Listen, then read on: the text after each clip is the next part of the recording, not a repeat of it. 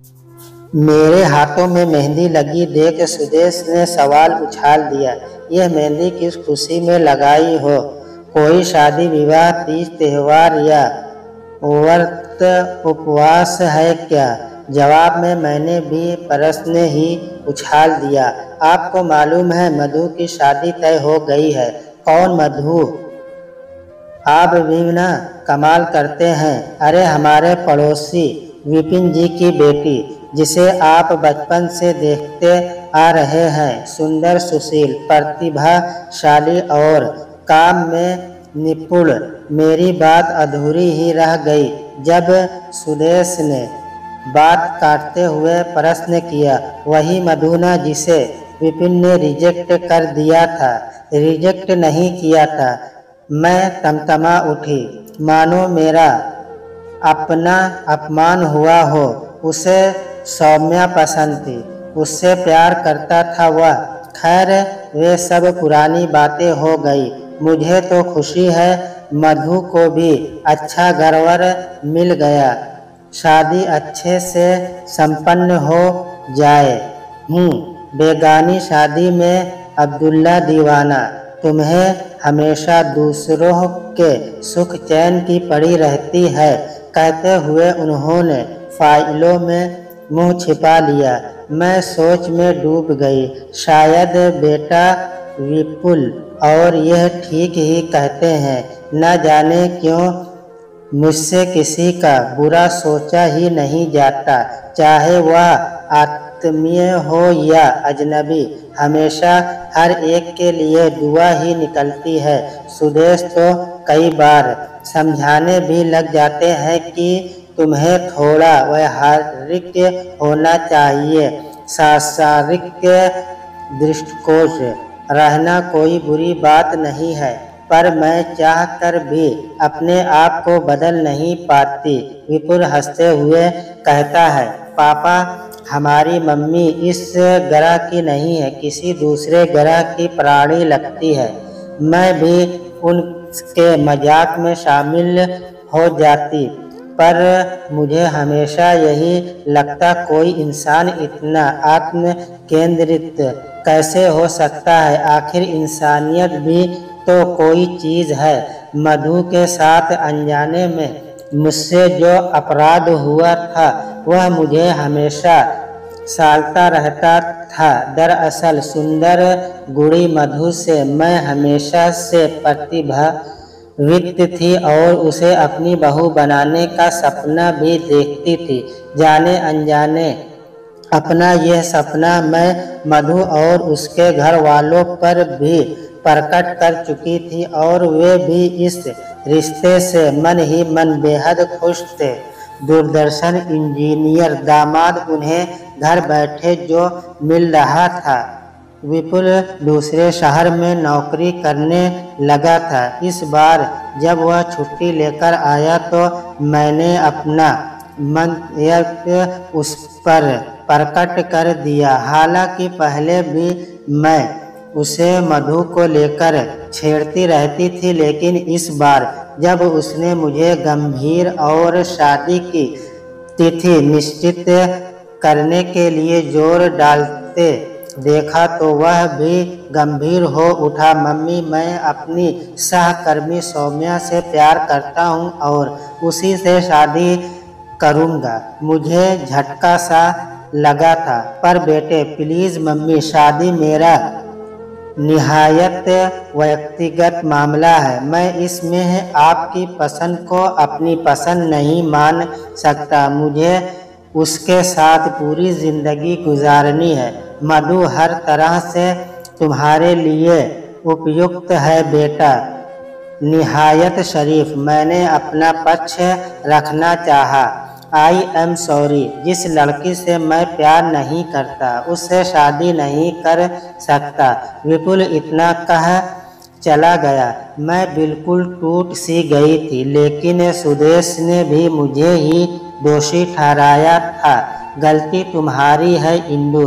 तुम्हें मधु या उसके घर वालों से कोई भी वादा करने से पहले विपुल से पूछ लेना चाहिए था। मैंने मम्मी को सब में इच्छाइयाँ ही नजर आती है। परायों से भी रिश्ता जोड़ लेती है। फिर तुम तो उनकी इकलौती बहू हो, तुम पर तो जितना प्यार उम्रे कम है। सच उनके साथ पूरा सप्ताह कैसे गुजर गया पता ही नहीं चला। उनके जाने के बाद एक दिन बाजार में मुझे मधु मिल गई। उसे देखते ही मेरा चेहरा एकदम खिल उठा, लेकिन गौर से उसे देखा तो जी धक से रह गया। सूनी मांग, सूनी कलाइयाँ, सूना माथा और भावना शून्य चेहरा। मुझे चक्कर सा आने लगा।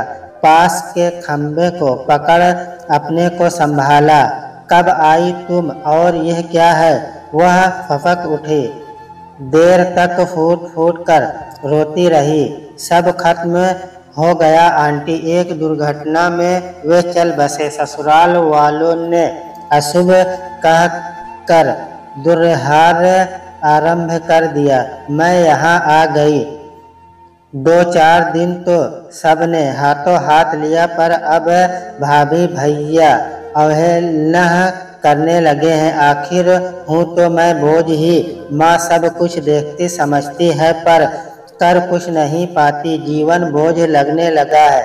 मरने का मन करता है। पागल हो गई हो ऐसा कभी सोचना भी मत। चलो मेरे साथ घर चलो। उसका मुंह धुलाकर मैंने उसे चाय पिलाई। जब उसका मूड कुछ ठीक हो गया तो मैंने बात आगे बढ़ाई। तुम तो काफ़ी पढ़ी लिखी हो, पति की जगह नौकरी पर क्यों नहीं लग जाती?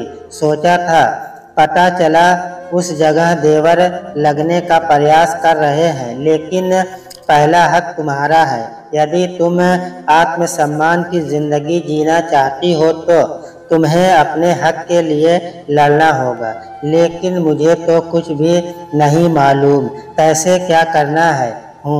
एक आइडिया है, विपुल उसी शहर में है। मैं उससे कहती हूँ, वह तुम्हारी मदद करेगा। विपुल पहले तो एकदम बिदक गया। क्या माँ, आप हर किसी के फटे में टांग डालती रहती हो? पर जवाब में मेरी ओर से कोई आवाज़ सुनाई नहीं दी तो तुरंत मेरी मनोस्थिति ताड़ गया। ठीक है मम्मी, मैं प्रयास करता हूँ। विपुल के प्रयास रंग लाए और मधु को नौकरी मिल गई। वह बेहद खुश थी। उसकी मुस्कान देखकर मुझे लगा कि मेरी गलती का आशिक पश्चात हो गया है। उसके जाने के बाद एक दिन उसकी माँ मिल गई। उन्होंने ये कहते हुए मेरा बड़ा एहसान माना कि मैंने मधु को नई जिंदगी दी है। मैं तो चाहती हूँ उसका फिर से घर भी बस जाए। अभी उसकी उम्र ही क्या है। मेरी जबान फलीभूत हुई। मधु की माँ ने ही एक दिन बताया कि मधु ने अपने एक सहकर्मी से आर्य समाज में शादी कर ली है। उसके भाई भाभी ऊपर से तो रोष जता रहे थे, लेकिन मन ही मन खुश है कि चलो बला टली। यह दुनिया ऐसी ही है बहन। आपके बेटे बहू कोई अपवाद नहीं है, लेकिन आप तो अपवाद हैं। अपनों की तो हर कोई सोचता है, लेकिन आप तो परायों के लिए भी अपना पराया कुछ नहीं होता। रिश्ते तो मन के होते हैं, जिससे मन जुड़ जाए वही अपना लगने लगता है। मधु को तो मैंने हमेशा अपनी बेटी की तरह चाहा है। उसके लिए कुछ करने से मुझे कभी रोकना मत। वैसे प्यार तो मुझे सौम्य से भी बहुत हो गया है। सच कहूँ मुझे हर वक्त उसकी चिंता लगी रहती है। पतली नाजुक छुई मुई सी लड़की कैसे ऑफिस और घर दोनों जिम्मेदारियां संभालती होगी। विपुल से जब भी बात होती मैं उससे सौम्या की मदद करने सीख देना नहीं भूलती, और जब से मुझे पता चला कि वह गर्भवती है तो एक ओर तो मैं हर्ष से फूली नहीं समाई, लेकिन दूसरी ओर उसकी चिंता मुझे दिन रात सताने लगी। मैंने डरते डरते सुरेश से अपने मन की बात कही। मैं चली जाती हूँ दोनों के पास उन्हें संभालने। सौम्या बेचारी कैसे मैनेज कर रही होगी। इंदु, तुम्हारा इतना संवेदनशील और लचीला होना मुझे बहुत अखरता है। अभी उसे मात्र 2 महीने हुए हैं, उसे 9 महीने इसी अवस्था में गुजारने हैं। तुम कब तक उनकी देखभाल करोगी? वे बच्चे नहीं हैं, अपने आप को और अपने घर को संभाल सकते हैं। उन्हें तुम्हारे हस्तक्षेत्र, जिसे तुम सहयोग कहती हो, की ज़रूरत नहीं है। ज़रूरत होगी तब वे अपने आप तुम्हें बुला लेंगे, और तभी तुम्हारा जानना सतर्क और सम्मानजनक होगा। मैं कहना चाहती थी, भला अपनों के काम आने में क्या सम्मान और सार्थकता देखना, पर जानती थी ऐसा कहना एक बार फिर मेरी व्यावहारिक नासमझी को ही दर्शाएगा। इसलिए चुप्पी लगा गई, पर चुपचाप छिटपुट तैयारियां करने में मैं आरंभ कर दिया था। बहू के लिए खूब सारे सूखे मेवे खरीद लाई थी। कोई जाएगा तो साथ भिजवा दूंगी। फोन पर हिदायतें का दौर तो जारी था ही। इसी बीच खबर लगी कि मधु भी गर्भवती है। मैंने मधु की मां से मिलकर उन्हें बधाई दी। पता चला कि वे मधु के पास ही जा रही थी। मैं तुरंत घर लौटी। मेवे का पैकेट खोलकर उसके 2 पैकेट बनाए और तुरंत मधु की मां को लाकर थमा दिया। यह एक पैकेट विपुल आकर ले जाएगा और दूसरा मधु के लिए है। डबडबाई आंखों से उन्होंने दोनों पैकेट थाम लिया। समझ के साथ साथ सौम्या की तबीयत संभलने लगी थी। मैं विपुल से फोन पर हमेशा यही कहती, जरा सी भी दिक्कत हो तो मुझे निसंकोच फोन कर देना, मैं तुरंत पहुंच जाऊंगी। बिल्कुल माँ, यह भी भला कोई कहने की बात है। सौम्या की डिलीवरी का समय पास आ गया था। उसने अब ऑफिस से छुट्टियां ले ली थी। आपस में सलाह मशवरा कर उन्होंने हमें सूचित किया कि डिलीवरी के समय मैं सौम्या के पास रहूं। इसलिए सुदेश के खाने का प्रबंध कर मैं उनके पास रहने चली गई। तय हुआ कि डिलीवरी के बाद कुछ वक्त गुजार कर मैं लौट आऊंगी और तब सौम्या की माँ आकर सब संभाल लेगी। सौम्या का समय पूरा हो चुका था, पर उसे अभी तक लेबर पेन आरंभ नहीं हुआ था। डॉक्टर की सलाह पर हमने उसे अस्पताल में भर्ती करवा दिया। अभी हम पूरी तरह व्यवस्थित ही नहीं हो पाए थे कि पास लाई गई दूसरी प्रसूता को देख मैं चौंक उठी। यह तो मधु थी। वह दर्द से कराह रही थी। उसे आसपास का जरा भी होश न था। उसकी माँ उसे संभालने का असफल प्रयास कर रही थी। मैंने उन्हें धीरज बंधाया। जल्दी ही मधु को लेबर रूम में ले जाया गया और कुछ समय बाद ही उसने एक बेटे को जन्म दे दिया। भावाती रेक में उसकी माँ मेरे गले लग गई। अब सब सौम्या की चिंता थी। डॉक्टर ने चेकअप किया। सामान्य परवश के कोई आसार न देख ऑपरेशन से बच्चा पैदा करने का निर्णय लिया गया। मैं बार बार सौम्या के सुरक्षित परवश की कामना कर रही थी। मधु और उसकी माँ ने मेरी बेचैनी देखी तो मुझे धीरज बंधाया। सब अच्छा ही होगा। आप जैसे भले लोगों के साथ कुदरत हमेशा भला ही करेगी। जब तक सौम्या ऑपरेशन थिएटर में बंद रही और निपुल बाहर चक्कर काटता रहा, उस दौरान मधु की माँ ने बातों से मेरा दिल बहलाए रखा। साथ ही मधु और अपने नवासे को भी संभालती रही।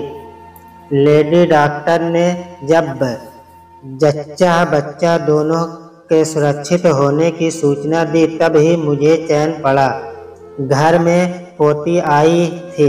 मैं बहुत खुश थी, लेकिन यह जानकर मेरी चिंता बढ़ गई कि नवजात बच्ची बहुत कमज़ोर है। सौम्या की हालत भी ज़्यादा अच्छी नहीं थी। फिर उसे दूध भी नहीं उतर रहा था। अस्पताल में नर्सरी आदि की सुविधा नहीं थी। डॉक्टर के अनुसार बच्ची को यदि कुछ समय तक किसी नवप्रसूता का दूध मिल जाए तो उसकी स्थिति संभल सकती थी कि मधु बोल पड़ी, हमारा घर पास में ही है, मैं इसे दूध पिलाने आती रहूँगी। साथ ही ऊपर का दूध भी बनाकर लाती रहूँगी। हाँ हाँ, आप चिंता मत कीजिए, हम सब संभाल लेंगे। मधु की माँ भी तुरंत बोल पड़ी। 3-4 दिन तक माँ बेटी का यही कर्म चलता रहा। मधु न केवल गुड़िया को दूध पिला जाती बल्कि ताज़ा गुनगुना दूध बनाकर भी ले आती। कभी सौम्या के लिए खिचड़ी दलिया आ जाता। मधु की माँ जो दवा मधु के लिए बनाती उसकी एक खुराक आकर सौम्या को भी पिला जाती। विपुल और उसके पापा ये सब देखकर अचंभित रह जाते। अपनी अब तक की सोच पर शर्मिंदगी के भाव उनके चेहरे पर स्पष्ट परिचित होते थे। मैं मधु को बार बार कहती, तुम्हें इतना श्रम अभी नहीं करना चाहिए, तुम्हें आराम की ज़रूरत है। मुझे यह सब करने से इतना आराम मिल रहा है कि मैं आपको बता नहीं सकती। वह मुस्कुरा कर कहती, एक नर्स ने तो मुझसे पूछ भी लिया था, क्या रिश्ता है आपका इस लड़की से। इंसानियत का रिश्ता, जिसके तार मन से जुड़े होते हैं। यह कहते हुए मेरे चेहरे पर असीम तृष्णा के भाव थे।